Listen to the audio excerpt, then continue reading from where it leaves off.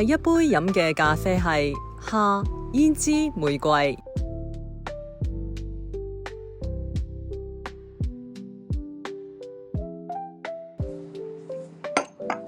有層次，咁酸度都好適中嘅，個果酸咧舒服，咁樣咧就個厚度都好夠嘅，就有少少烘焙味回翻上嚟，啲好似啲炭烤味咁梅甘咧就揸少少，飲落咧都順嘅，同埋係香港係飲唔到呢個價位嘅手沖咖啡，即係佢呢度係100蚊新台幣一杯。咁圍到應該係100蚊新台20幾蚊港紙。係啊，咁有個咖啡師即時手沖俾你去試過 OK 先俾你。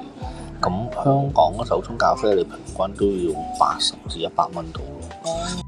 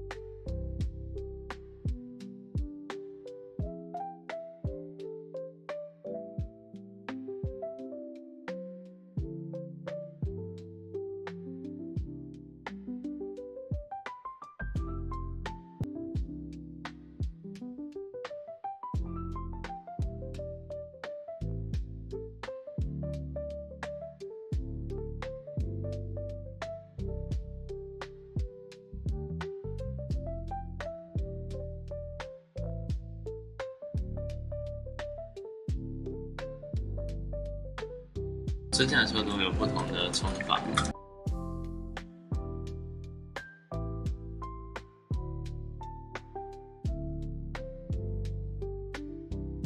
先斟到水喺裏邊咧，佢熱咗隻杯先，等佢一陣間落咖啡嗰陣時咧，個溫度會升溫。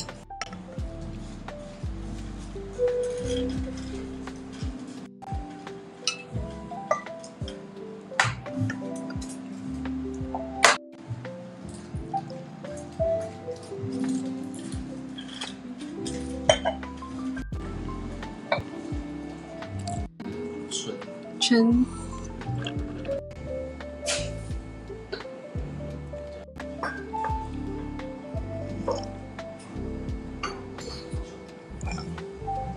係清好多，似一個類似花茶咁明亮啊。它會比較清爽。